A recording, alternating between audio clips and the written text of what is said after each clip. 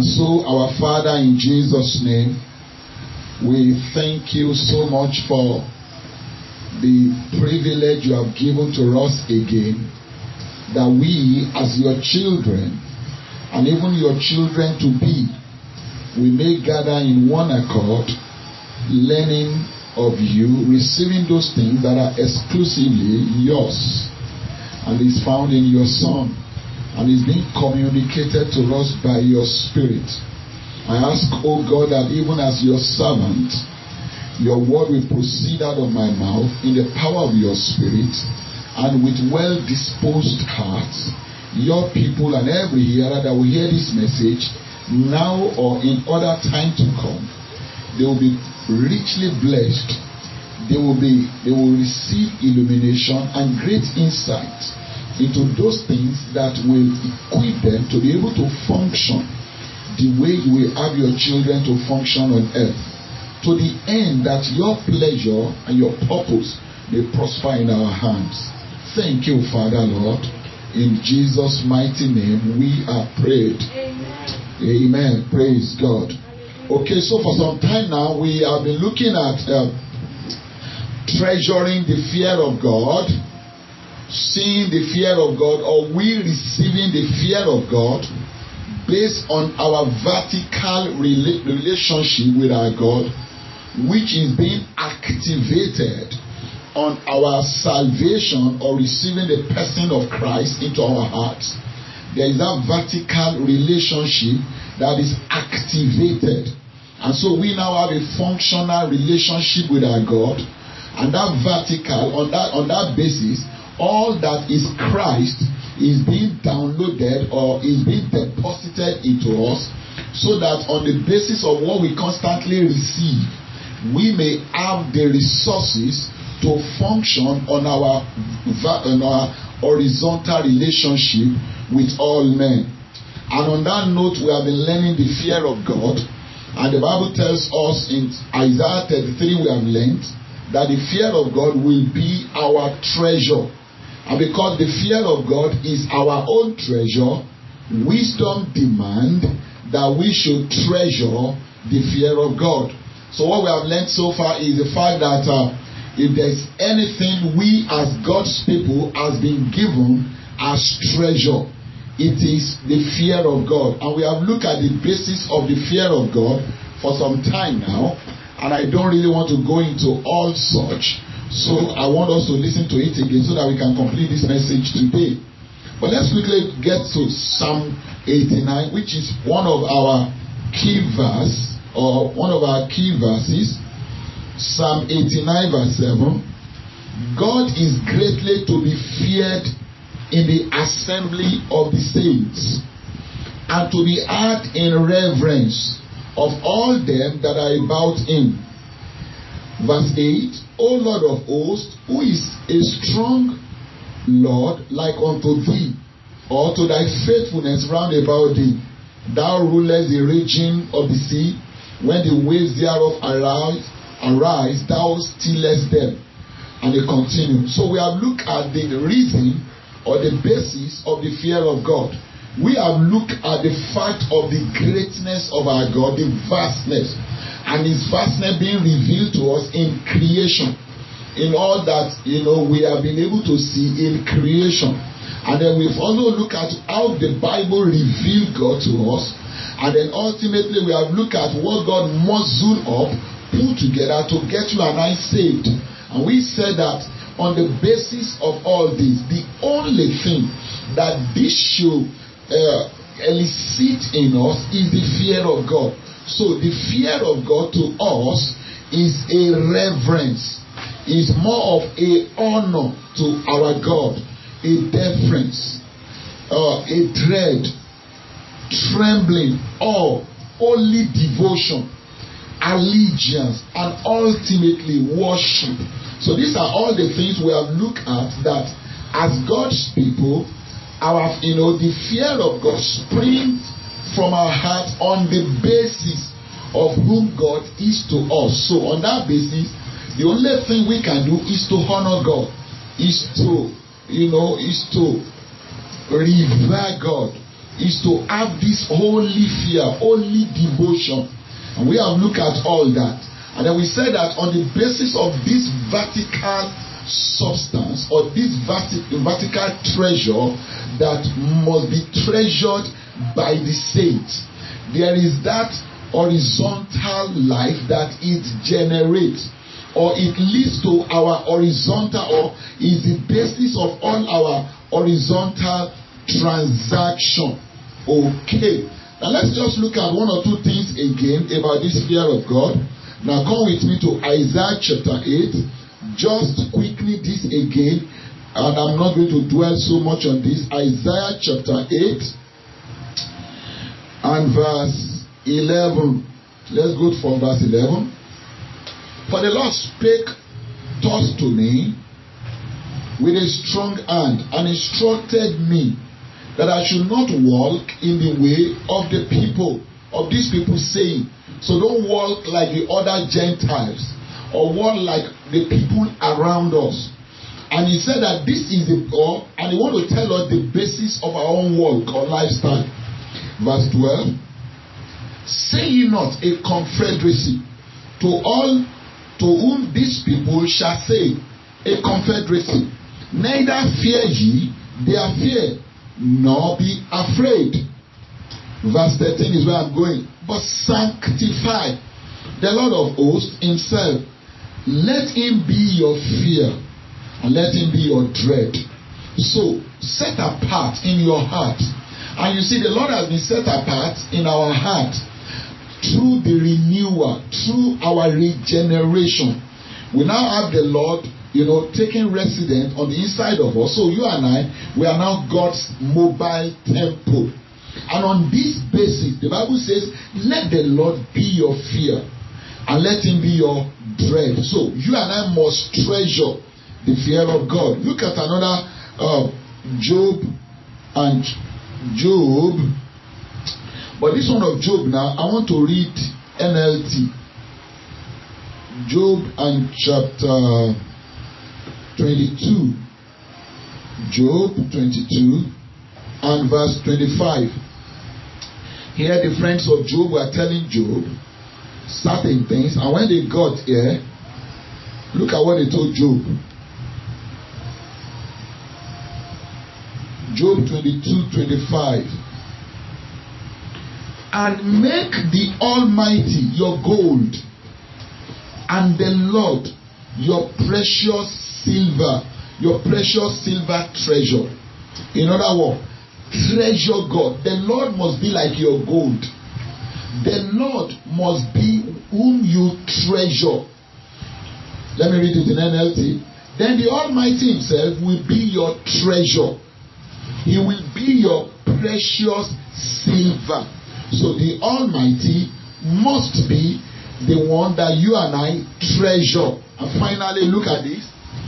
In the New Testament, Philippians and chapter 2 and verse 13. Philippians 2:13. Let's see now. Let me read verse 12. Therefore, my dear sons, as you have always obeyed, so now, not only in my presence, but much more, because I am absent, work out. And I'm talking about that work out, cultivate, carry out to the goal, and fully complete your own salvation or your Christian journey in the faith with reverence and awe and trembling and self-distrust, with serious caution, tenderness of conscience, watchfulness against temptation, timidly shrinking from whatever might offend God and discredit the name of Christ. You see, nothing could be more explicit as to the fear of God.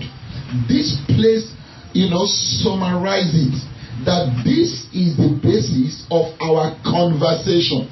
Self-distrust, serious caution, tenderness of conscience, watchfulness against temptation, reverence, awe, fear of God, that allegiance, that unseen, vertical, holy devotion to God that most around you might not even be conscious of, and you cannot trade it for silver and gold.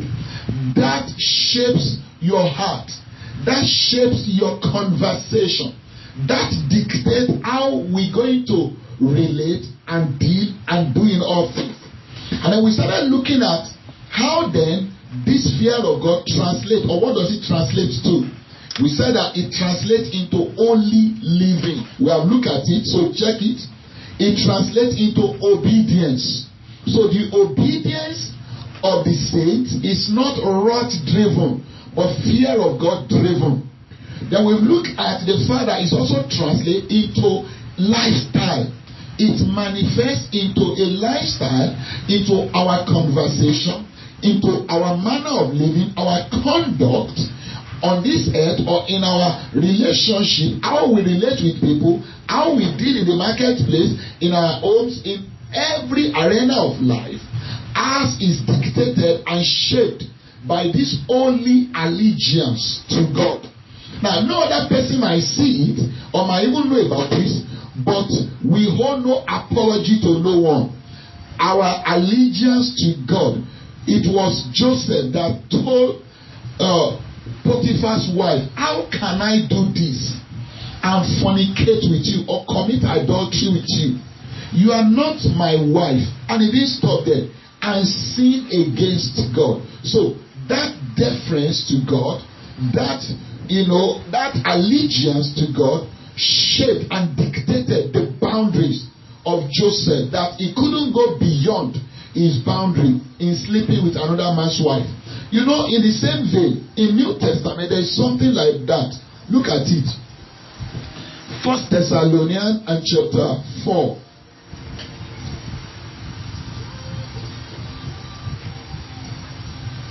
Look at it. He was talking about our conversation, 1 Thessalonians chapter 4 and verse 4. That every one of you should know, so we should learn it as saints, how to possess his vessel or his body, keep our body in sanctification and in honor. Honor here is talking about having that which is with discretion before God, and then in honor of God. Verse 5. Not in lust of concupiscence, even as the Gentiles which know not God. But you know God, and you are known of God. Verse 6. That no man should go beyond and defraud his brother in any matter, because the Lord is avenger of all sorts. In other words, you should know the boundary of your freedom in the fear of God. The fear of God should dictate a boundary for you. You should not go beyond. So to go and have sex with somebody you are not married to is to go beyond your own boundary.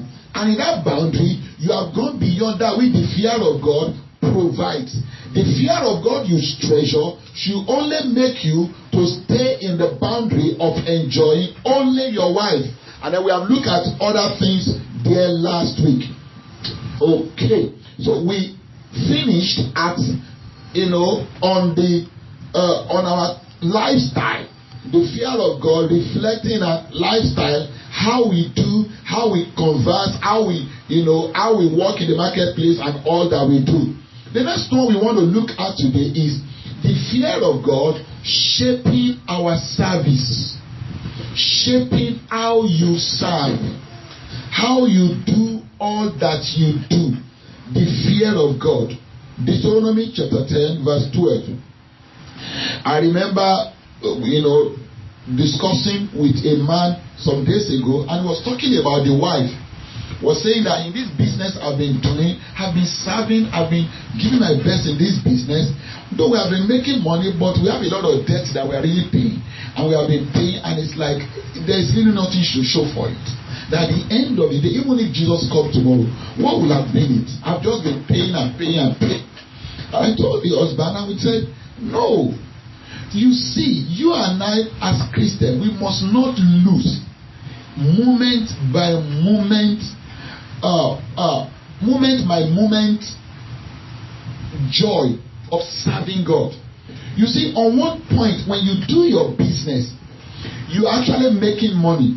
It's a business to make money. But you as a saint, you must know this, that beyond making money, there's something grander than making money. And that is the fact that through that business, whether it is yours or you are working for another person, you are actually serving God. You are actually deploying your gift and talent and skill in harnessing creation to contribute to our corporate existence in the fear of God. So whatever we do it as servants of God. Whether we are serving in the place called the house of God, the place of worship, or even in secular environment, all zones to us are zones of holy practice.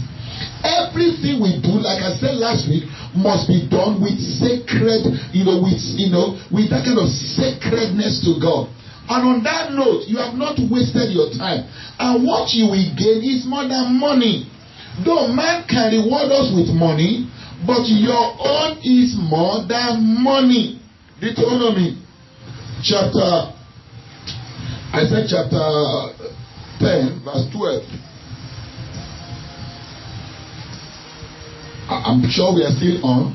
Yes. Okay. Deuteronomy 10:12. And now, Israel, what does the Lord require of thee? But to fear the Lord your God. You see, this is what God requires of us. This is what God wants of us. That the fear of God will be what you treasure. And it's the fear of God that shapes your life. But to fear the Lord your God. And then that should translate that you will walk in his ways. And to love him. And to serve the Lord your God with all your heart and with all your soul. Now, don't put a dichotomy. That's the mistake you can make. Be in all that you do. To think that you only serve God when you are praying, or when you are reading Bible, or when you are in the four corners of that place called church, and then you are doing God's work. No. In fact, you can be in those modes and yet you have not done God's work. It is in the spirit by which you do all that you do that makes it God's work. So, even in the secular environment, you are still doing God's work, and all that you do must be done as unto the Lord. The Bible says, whatsoever you do, as trivial as eating and drinking, the Bible says, do it as unto the Lord. Okay. So, in fear of God, we serve. The Bible wants us, God wants us to offer good service. Now, if truly all that you do is to the Lord you are serving, then every of your work must be done with the best or with the best of your ability. You must do everything, with excellence. You must do everything with all your best. And because your best for today is not good for tomorrow, you gotta work on your best. So, I am working on my best. I am working. I'm becoming more skillful. I'm learning more. I'm going for more training. I'm doing more. Not just because to maximize my effectiveness. Not just because I want to make more profit. Which a lot of times, that's the drive of an average man. Now, I don't have anything against that. But please, up your game. So that you don't just live a sterile life. Live a life of worship. So the reason why you are up, you must up your game, the more you must improve, is because God wants you to constantly improve on all yours. Because the one you are truly serving is the Lord, even in the marketplace. Okay, let me show you one more scripture because I want to leave this and move on. I really want us to finish on this message today. 1 Thessalonians and chapter 2. Look at the attitude of this servant of God, even in preaching, in ministration. Okay, look at it. 1 Thessalonians chapter 2 and from verse 3. For our exhortation, teaching, whatever we gave you of preaching, was not of deceit. This is Apostle Paul talking to the Thessalonians. Nor of uncleanness, nor in guile. Verse 4. But as we are allowed of God to be put in trust with the gospel, even so we speak, not as pleasing men, but God, which trieth our hearts. So you see, there is that vertical connection, relationship with God that Apostle Paul was conscious of in the discharge of his duty as a preacher. Paul was not careless. He was sober and he was dogged. He gave it the best shot he could have. You understand? And he said, we did it with a heart that we know God will try our heart. You see, the fear of God will make you to know that whatever is put or you are doing, you are put in trust of that. Whether you are doing business or you are preaching the gospel, whatever the business is, whether it's yours or you are serving your country, you are a civil servant, it's still a trust ultimately from God. Because all of us, we are working in the context of the creation or in the context of the world. And the true owner of this world is God. And you want to make it a better place for fellow man. And in that, the fear of God must regulate your heart. Verse 5. Look at Apostle Paul. Still look at Paul. For neither at any time use we flattering words, as you know, or as cloak of covetousness. God is witness, nor of men sought with glory, neither of you nor of others, when we might have been burdensome, as the apostles of Christ. Verse 8. So, being affectionately desirous of you, we were willing to have imparted unto you not the gospel of God only, but also our own souls, because you are dear unto us. Let me read the last verse here in this context. Verse 12. And he said, we did all this, that all of us, verse 12, that you may walk worthy of God, who has called us unto his kingdom and glory. So, the walk life of the saints, our conversation, ultimately, how we carry ourselves, must be to the end that ours must be in line with how God will have us. So, the fear of God we treasure must checkmate all our conversation. And for people to do this, Apostle Paul had to take this ministry with all gravity, with all sobriety, with all sense of duty to God.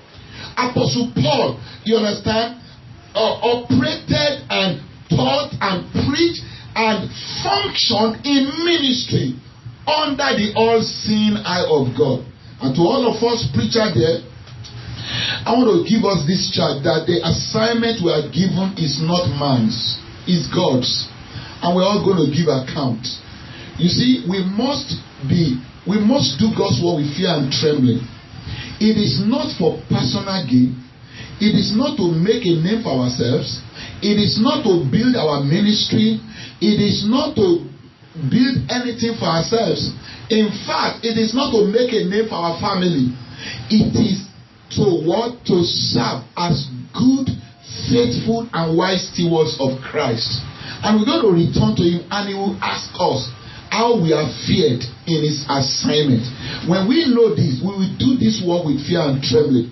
I only pray that God will help our hearts, that with trepidation we will roll our sleeve again and get back to this work and do it with all doggedness.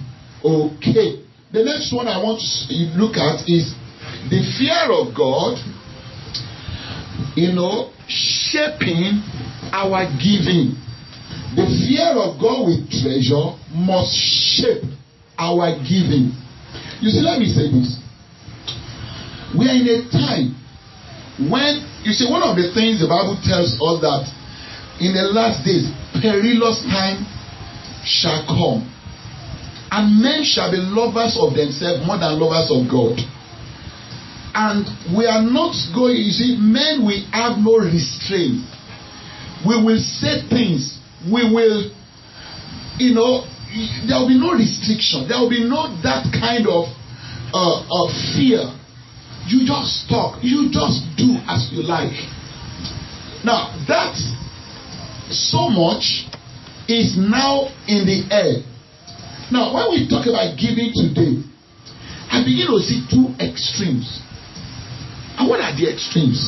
We see extremes of servant of God talking about money, collecting money, and everything as if we're just here for money.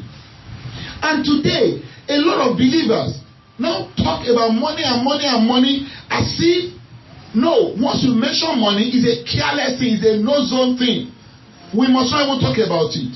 They've come again. They have to talk about money. Is Christianity about money? And so, we've got into a stage that loosely, nobody wants, even servant of God, to talk about money. Then, so we have that kind of licentiousness. Then we have this kind of legalism. As if you don't give money, there is no heaven for you. Nothing good can come to your life. In fact, you are in trouble. In fact, the devourer will devour you. That's why, in fact, you can even die. Your business and everything. So there is a kind of fear and bondage, and there is a kind of carelessness. To the extent, sometimes you wonder, do people understand God? Do you not know that your time, your treasure, and your talent ultimately must be used to the end that you will serve God, and that you may lay treasure in heaven? You see, God wants us that through giving, understanding New Testament spirit, believers will not just have a truth that they are liberated to the extent that they don't give again. You know, we have gotten to a time that all of us, many of us, we are advocates of Christians should not give tithes, all this offering, all this money they are collecting in the church, and they stop. Yes, I agree with some of us, to some extent. But you see, you must not go beyond certain boundary, in the sense that your giving can be a reflection of your submission to God. In fact, it is. Apostle Paul was talking about the church of God at Macedonia. He said, this they did, that even in their poverty, they gave. 2 Corinthians 8. The Bible says, in their deep poverty, they gave. And Apostle Paul said, this they did, not as we hoped. So even in poverty, the apostle expected God's church to still give to other saints. And there was that generosity and sharing with their fellow saints. But somehow we begin to see an emergence of a different spirit. That believers who seems to now begin to understand what grace is, as we move from legalism, the grace that we think we understand it is now pushing us into coldness, into licentiousness. That a lot of us don't understand the sacrificial giving that is expected of the saints, that is expected of God's people, that constantly, without anybody pushing you or coercing you or forcing you, you must learn what it means to joyfully, to cheerfully, out of regard, out of honor, out of worship, that you take your money and you say, out of only devotion to God, you give to the one who has given to you, for his work to prosper on earth, to fellow saints, and to other dimensions that the Bible expects of you. I don't care the extent anybody has talked about giving. If you are not a giver as a saint, and doubting your personal vertical relationship with your God, the Christianity you are learning that is now freeing you from giving, That all you now do is just to think of yourself, your personal need, taking of your family, and that's all the Christianity you understand. And anything you want to do now is to, talk about servants of God who have taken giving overboard. You understand? And that's what you are using to exonerate or to excuse yourself. I really doubt whether you understand the fear of God. Now let's get to Malachi. Malachi and chapter 1. You see, when you hear Malachi, you think you always go to Malachi chapter 3 to go and talk about tithe and offering. But let's get to Malachi chapter 3 and verse 6. Here God was talking to the priests who have not been doing as God will expect them. And I'm sure you are a priest. You know you are a priest today. The Bible says, He has made us kings and priests. You see, when it comes to other things, you quickly, you will agree with that you're a priest. But I hope you agree you're a priest under these notes. Now let's get to Malachi chapter 1 verse 6. A son honoreth his father, and a servant his master. If I then be a father, and I'm sure God is our father, where is my honor? Where is the honor of God? If I be a master, where is my fear? Now someone say, I fear God. Now God said, where is the outward demonstration of it? Where is that faith that reveals itself in works, in corresponding action? Where is my fear? Said the Lord of hosts, O priests that despise my name. And ye say, wherein have you despised your name? Verse 7. You offer polluted bread upon my altar, and you say, wherein have we polluted thee? In that you say the table of the Lord is contemptible. And if you offer the blind for sacrifice, is it not evil? If you offer lame and sick, is it not evil? Offer it not unto your governor. Will he be pleased with thee, or accept thy person, saith the Lord? And the Bible is talking about the giving attitude of these people, of these priests, of this, and if you look at it in our time, it's you and I, because God, in Christ, you have been made kings and priests. The Bible says, you see your giving. You see, you have something better, something more worthy, but look at what you are giving to the Lord. And today, a lot of Christians, when you look at our giving, you wonder, are you really sure this is what you are giving to God? Now, and that's why you see a lot of us servants of God, we now resort to all manner of cunning craftiness. So we have to motivate you. We have to coerce you with a lot of promises. You sow into the anointing. You have to sow into this. Then this will happen to you. So we have to now cajole you, motivate you, because you are greedy. So a greedy pastor motivates a greedy member. But you see, when you know what this thing is about, no pastor need to motivate us with greed. So to me, if you give, fine. If you don't, fine. All of us will give accounts before God. And I always tell our members, what everybody gives in the context of your good conscience is what we are going to use to work with. Of course, I'm releasing my faith for God to make provision, but that is what we're still going to use to run the assignment God has committed to all of us. I see church as a family. I am the pastor, and every one of us are members of this family. Every one of us, each and every one of us in this, we are stakeholder. It is a corporate work, the work of God, the work of Christ that we are all going to do. It is not like the shortest business. The members of Integrity Worship Center are not here to support me in this work. No. Everyone, we are members of the body, and we are building a holy habitation to harbor God in His glorification. That's what I see in the Bible. And then by God's grace, we will do it. So, you see, our giving is a reflection. You see, how well you give, how readily, and how cheerfully, without anybody forcing you and motivating you with all manner of things. You understand? But that which the Bible, without necessarily going beyond the objective truth. Are you getting that? You see, if you can't be motivated by that, I don't think we should use any other thing to motivate you. So your giving is a reflection of your fear of God. Now here God was talking directly as to bring him to his house. Now look at another giving, Leviticus 25. Leviticus 25:35. And if thy brother be waxing poor and falling in decay with thee, see your brother is poor financially, things are really getting bad. He's spiraling into what is, in fact, to cope his war for your brother. Then thou shalt relieve him. Yeah, though he be a stranger or a sojourner, that he may live with thee.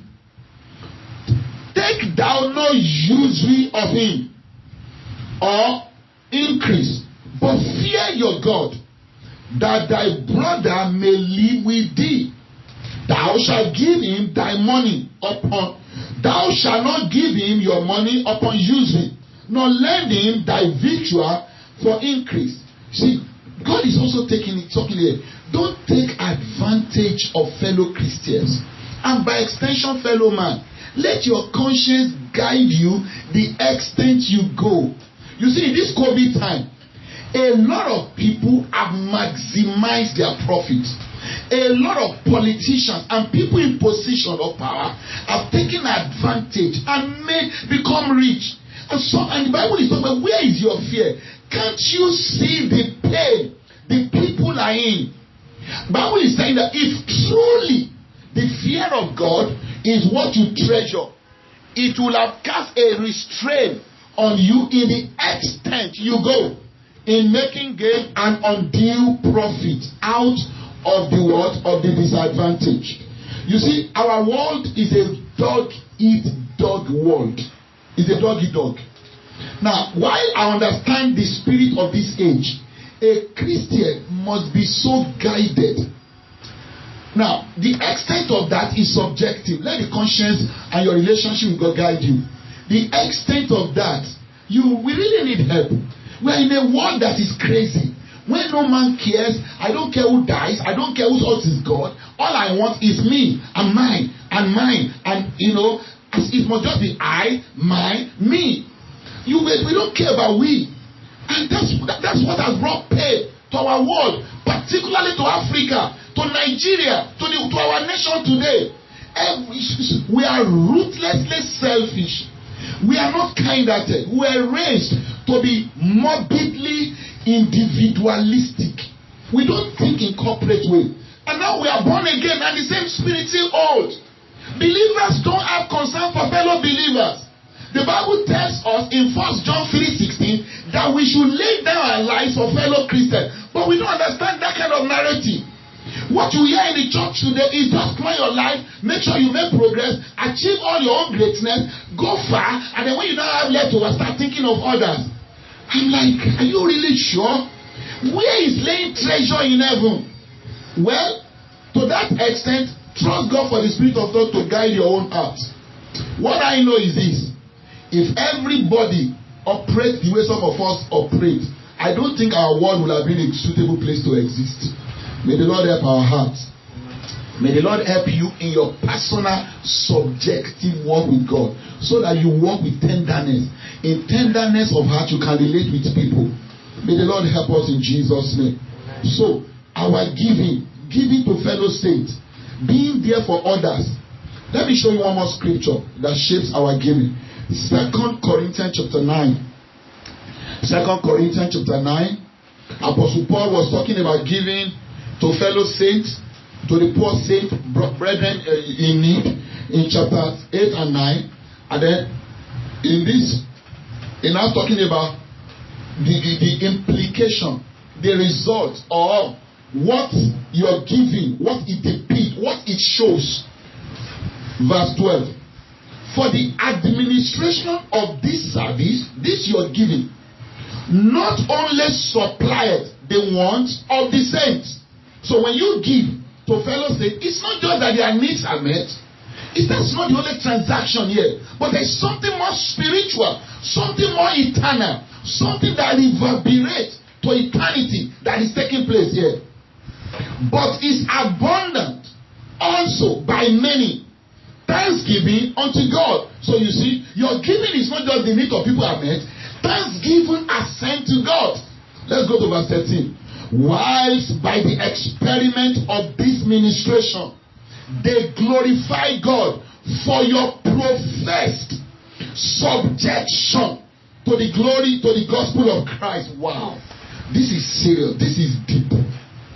And for your liberal distribution unto them and unto all men. You see, the Bible is saying this, that you're giving one to another. When a believer out of a good heart gives to other saints, give to God's work in only devotion. The Bible says this is what this actually depicts. It depicts the fact that you are in subjection to the gospel of Christ, that the gospel of Christ has accomplished its end in your heart, that you are now in subjection, you are in only devotion. The gospel of Christ has engineered a good work in you, and it's because of this work that we can see this practice of yours stems from the gospel of Christ that you are in subjection to. Wow, this is powerful for me. This is powerful. You see, I can only pray that may your giving and receiving, may you be a giver and your giving, may it step out of your subjection to the gospel of Christ. That it is the gospel of Christ that has achieved this in your life, this giving lifestyle, this kind of generosity. It's not just because you have money in abundance. It's not just because of sensuality. It's not because of certain gain that you are promised that if you give, then you will get pregnant. If you give, then your business will multiply. All those inordinacies. That's not what we're talking about here. We are talking about something that is born out of faith, out of confidence in the one who promised, who told us that this is how to live our lives. And we trust him that by his spirit we may live in line with what he has said. Brethren, this is powerful for me. The Bible says, and your liberal distribution unto them and unto all men. What a generosity, what a fear of God, what a deference to God, what a holy devotion to God, generating horizontal life that is powerful. May the Lord help our hearts. May the Lord help us to be true stewards, to be faithful men. Men who will redistribute, who will not damp the grace of God, who will not receive the grace of God in vain. In the name of Jesus. Who will be generous in the marketplace, generous to their workers, generous to their spouses, generous to their children, generous to their friends, generous to their enemies, generous to all men. May the Lord help our hearts. May the Lord engineer it. May we apprehend what we are apprehended for in Christ Jesus, in Jesus' name. Okay, let's go on. 2 more now, and I should round up. 2 more. Like I said, I really want to. The next thing I want to talk about is, as we treasure the fear of God, you know what? It manifests in our advantaged position as leaders. I want you to listen to this, please, brethren. Take note of this thing. The fear of God shapes your advantage. Are you in position advantaged? In leadership position, in position of influence? You're a leader, you're a politician, you're a businessman. You are appointed in one capacity or the other, which you never dreamt of, which you never even thought you would come to. And you got there. Like Saul was made king. He never knew he would become king. Out of the blue, God, sent for him and he made him king. But over the time, the fear of God invaded the heart of Saul.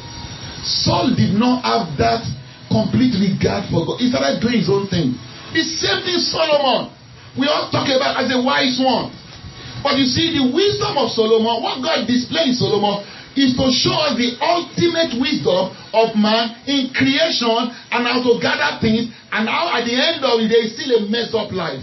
That's what God showed to us. For instance, Solomon in all his glory, Jesus said he's not even as arrayed as one of these lilies. The same Solomon. And Jesus told us a greater than Solomon is here. So what we're saying is that the fear of God, God chose us. But can you sustain it?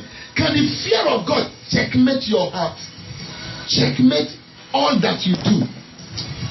Now let's get to 2 Samuel. This was David. When he was rounding up on earth, look at his wisdom. And it's been said that one of the things you have to take heed to is the last words of a wise man. In the last days of David, look at what he said. 2 Samuel and chapter 2, 23-2. Let's read from verse 1. Now, these be the last words of David. So these are the last words of David. And you have to listen. This is a man that walked with God. This was a king, a warrior, a poet, the psalmist, a preacher, a teacher. Everything was found in David, a builder. David, the son of Jesse, said, and the man who was raised up on high, the anointed of God of Jacob. The resume of David was just too enough for us to listen to him. And the sweet psalmist of Israel said, and look at what he has to say. Verse 2. The Spirit of the Lord spake by me. What does he have to say? And his word was in my tongue. The God of Israel said, the rock of Israel spake to me. He that ruleth over men must be just, must be fair, ruling in the fear of God. Ruling in the fear of God. You see, a lot of us, we don't know this. You see, if Nigeria has had this as a treasure of our leaders, and every Nigeria will have no need to go to Dubai, and every Nigeria will have need to go to Canada. In fact, the Canadians have to come to Nigeria. If Nigeria since 60s has been blessed with men that have this, that are just and fear God, but somehow we have had all manner of unjust men that are not feared, men that are not discreet, and they thought all powers belong to them. I wonder if I too have been there, I would have performed. But it's just somehow we have been unfortunate to be given blind men who guided us, wasted our resources out of greed and no regard for no authority, and they thought that power absolutely belonged to them. But you see, power belongs to God. You are given power, you are given position as a steward. But us, once we are given position, we start congratulating one another and we start thinking you are fortunate and it's for you. Even in the church, somebody is appointed a deacon, somebody is appointed this, and they are doing parties. We've invited all their family members to come and do party for being appointed as a deacon in the church. And there's some man and they felicitation. For what? You are calling to service, something sacred, something sober. And yet there's no soberness. Somebody is appointed a governor and there is eating in his house. I was saying, so I said, you are appointed a governor. Do you know what it means? For the first 30 days, you go on fasting and prayers. You should, if you know the gravity, because God will judge you. You think it's a state matter, it's sacred. All powers, Romans 13. The Bible says, for you are the Lord, you are a minister of God in that state. You are a minister of God. As the president, you are the minister of God. God has anointed you for that position. Whether you came in by democracy or whatever crazy, you are put there by God. You are a servant. And God will judge you. David said, he that rules amongst men. You are a businessman. You are a bank chief. You are a lecturer. You rule over students. You should do it in the fear of God. But what do we see? We see all manner of, the finite man oppressing finite men like themselves. We are so drunk with little power that God wonder, can I even give man power? Thank God God never gave us absolute power. We'll have self-destruct. Thank God I didn't give us. Thank God that power actually belongs to God and He can take it. Thank God that by the reason of death, God power can change hands, and then we can transfer power to another. Exodus 18. Exodus 18.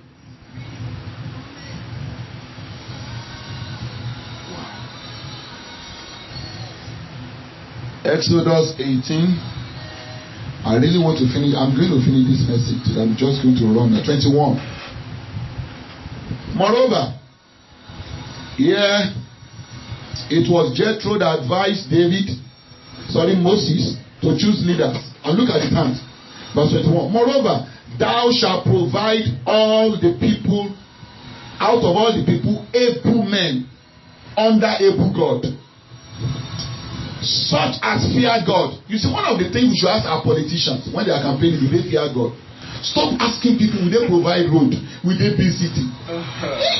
What we should do, they fear God? Are they able? Are they men of truth?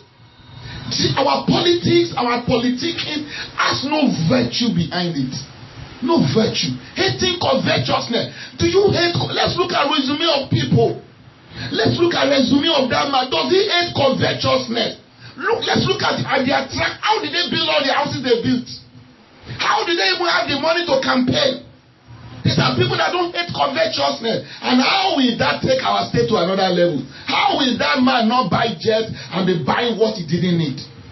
How will he not amass wealth and place such over them? See the resume.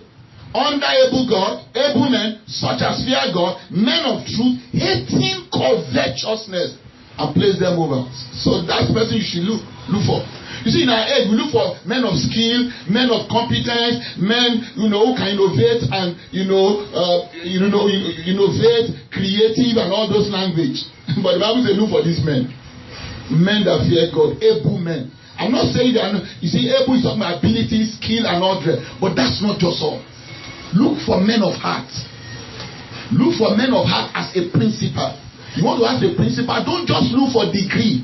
You want to look for somebody to be the VC of a school. Don't just say somebody who had first class, who is a professor of long standing. It's not enough. He can win the university.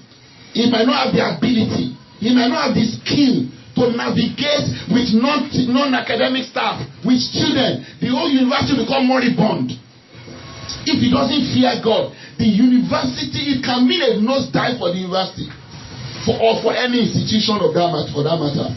So I would say, look for men having these abilities. Look at Jehoshaphat, 2 Chronicle. Look at Jehoshaphat, 2 Chronicle 19.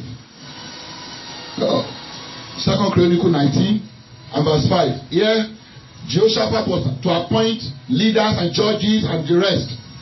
Verse 5. And he said judges in the land throughout all the fenced cities of Judah, city by city. And he said to the judges, take heed what you do, for you judge not for man, not even for the king. You see, when the president appoints advisors, ministers, they should be told they don't work for the president of Nigeria. Even though they are going to join forces with me, but they do it for God of creation. Our national anthem says, oh God of all creation. So we believe in God of creation. We should bring the fear of God, and they should be reminded on a fearing note every 6 months. Every time, every now and then, commissioners, our leaders should have retreat. We should have people who will teach messages, truth that will communicate fear into the heart of our leaders. And I mean it. We should have them. Retreat compulsory. I'm sure some will be saved. Some will come to senses, if not all. Take heed what you do, for you judge not for man, but for the Lord, who is with you in the judgment. Verse 7. Wherefore, now let the fear of the Lord be upon you. Take heed what you do as a lecturer. Take heed what you do as the HOD, as a businessman, as the CEO, as the governor, as the leader, as the sportsman, as anybody in different capacity. Take heed what you do. God is watching all of us. Let the fear of God regulate our hearts. We can't have a world that is full of pain. And then we just, it's just pain. Absolute power. It was Nebuchadnezzar in Daniel 3:15 that told the boys, and I will see that God, I will deliver you out of my hand. Man can be so proud. Man can be so cocky. Once we start having money, we are in position, we have possession, we have everything. We think the whole world is at our feet. Until when we are close to death, then we start knowing that we are men, but we'll have destroyed the whole world. We'll have destroyed everything on our path. Destroyed our state, destroyed our country. You understand? Made pain. Look at every part of this country today. You wonder, are we not fellow human beings? Oh God, have mercy on us. Let me quickly get to Nehemiah chapter 5. Nehemiah was rebuilding the wall, was to rebuild the wall of Jerusalem, and he was appointed the governor at that time. And there was a great cry, Nehemiah chapter 5 verse 1. And there was a great cry of the people and of their wives against their brethren the Jews.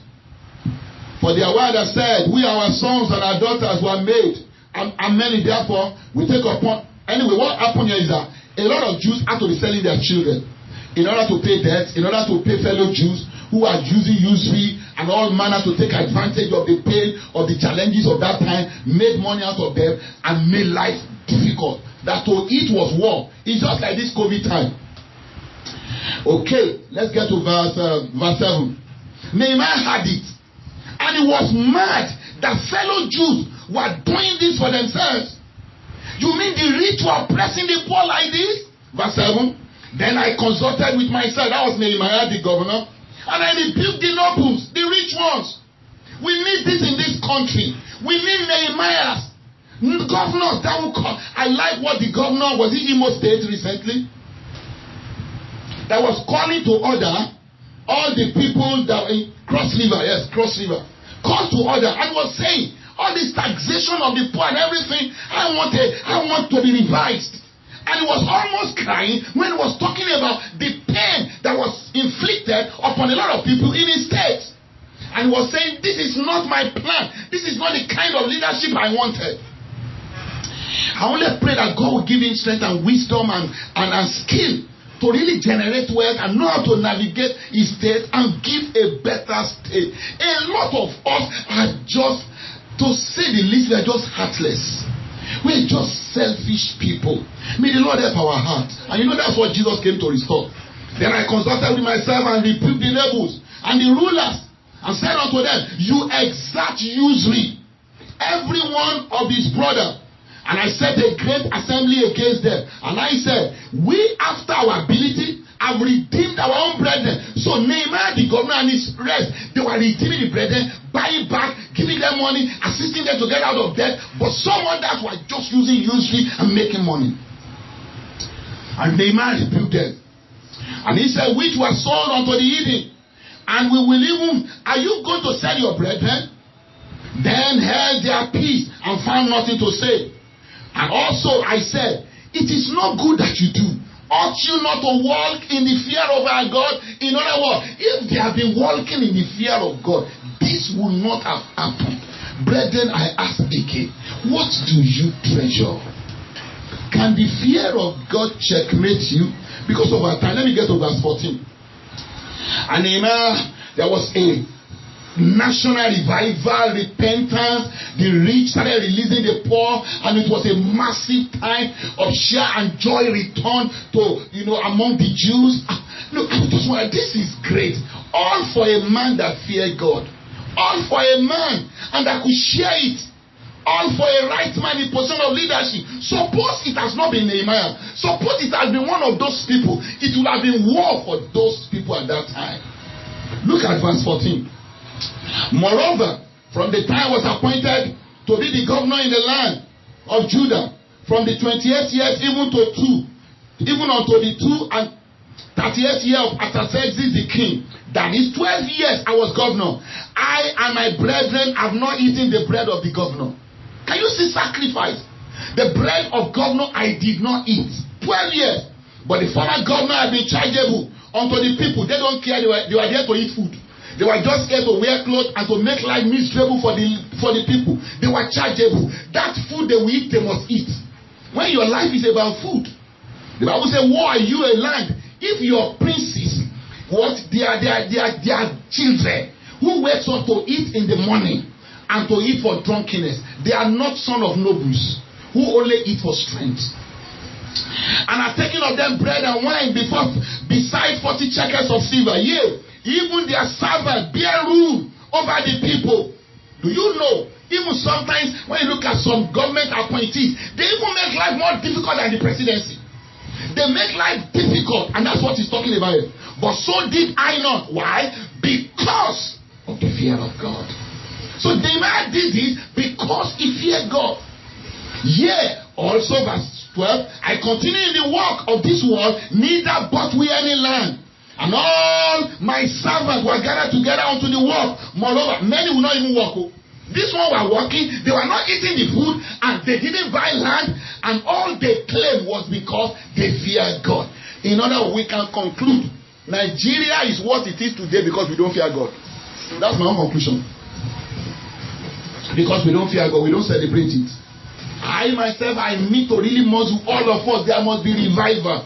If there's any revival we need, is the revival of the fear of God that translates in virtuous living, that translates in character, that translates in what we celebrating virtue more than what? More than money. Therefore, and he continued, and he talked about the kind of food that was being killed, that was being prepared for the people, and you go read it. You go read it. Very powerful. Very, very powerful.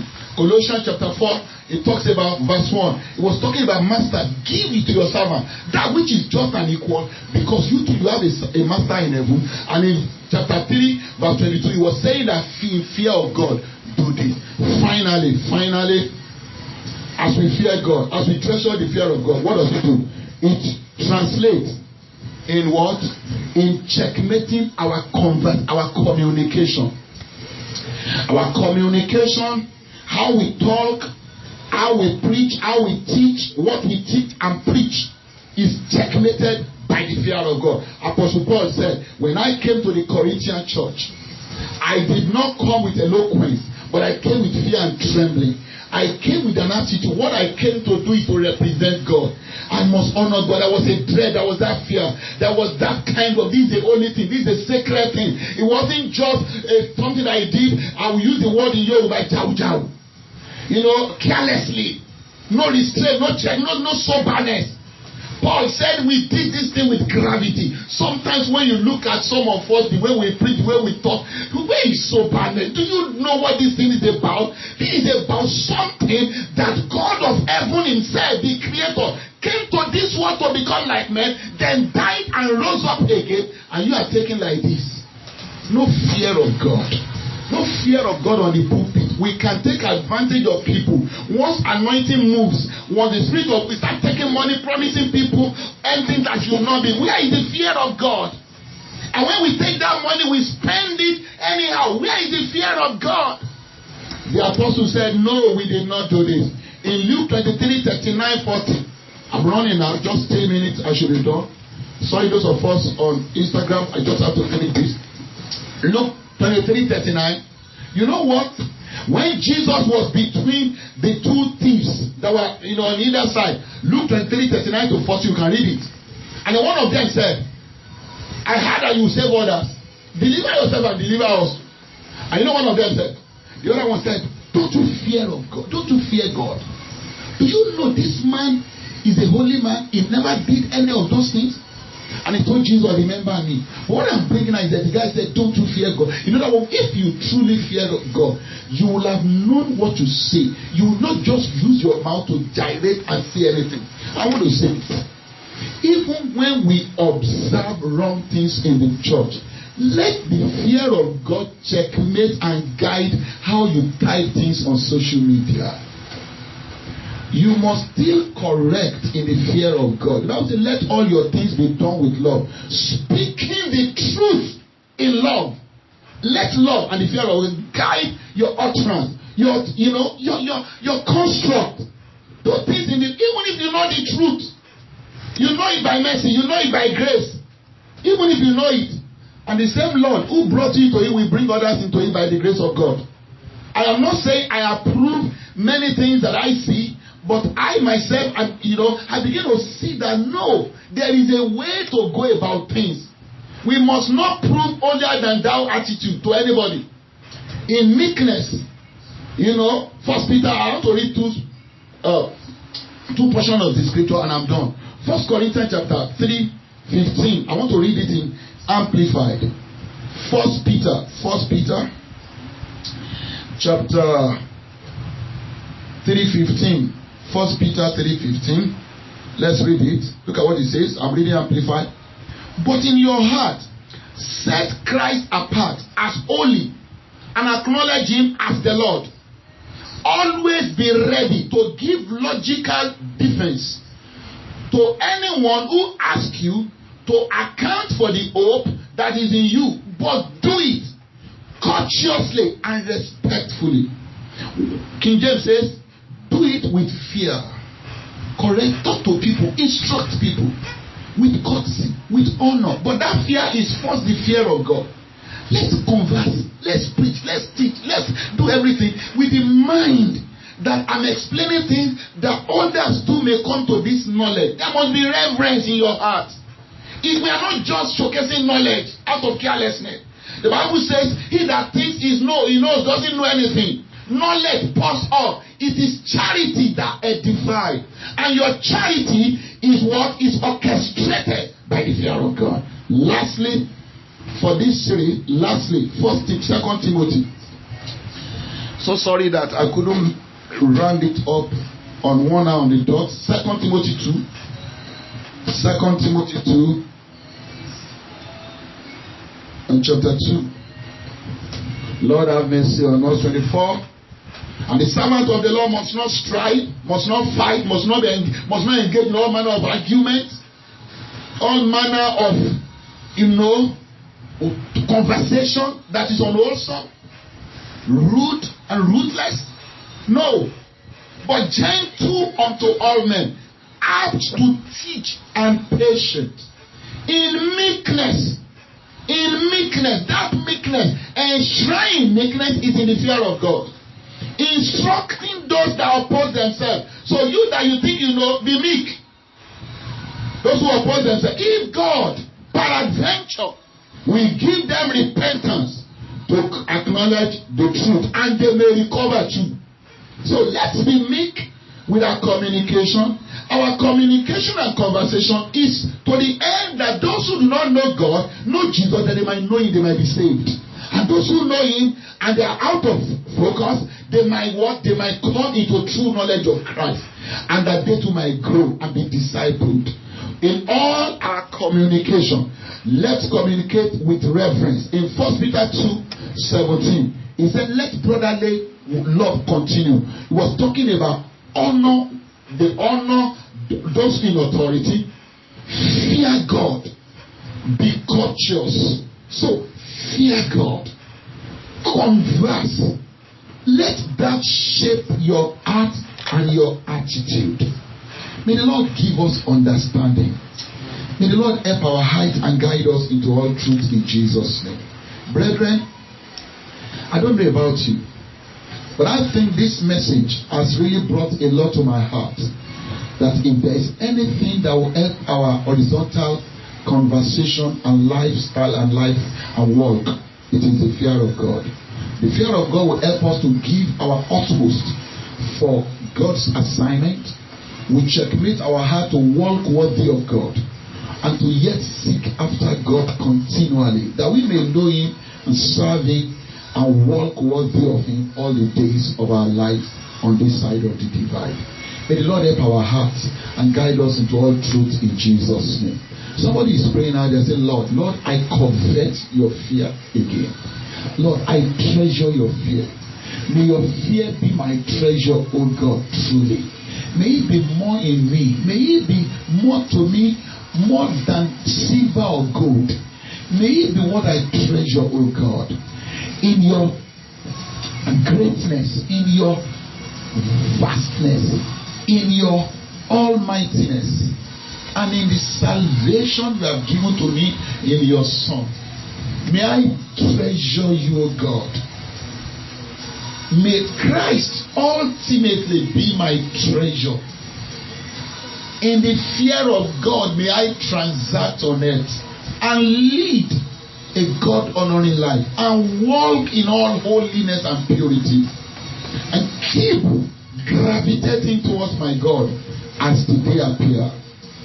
Father, may I serve you with my time, with my money, with my talent, without any form of coercion, but in holy reverence. As Noah moved in with fear and he built the ark with his hard-earned money, may I too serve you, O God. May we, O God, help our heart. Help our heart, O God. Help the heart of everyone that will hear the message. Circumcise our hearts again. May we apprehend that which we apprehended for in Christ. And may we treasure your fear all the days of our lives. May we glorify you. May we major in what you have us to major in. And may we minor in what you have us to be minor in. May we be fruitful in your house, bringing many more to your kingdom. Using every available platform to advance your cause. And to save as many as we can save. And to disciple many for you, O God, in Jesus' name. Father, we thank you. We submit ourselves as good steward, faithful to you, O God. That all yours, you have endowed us with, your graces, we will steward them. We will carry ourselves before you as faithful and wise steward in Jesus' name. Thank you, Father. Thank you for your fear that you have put in our hearts.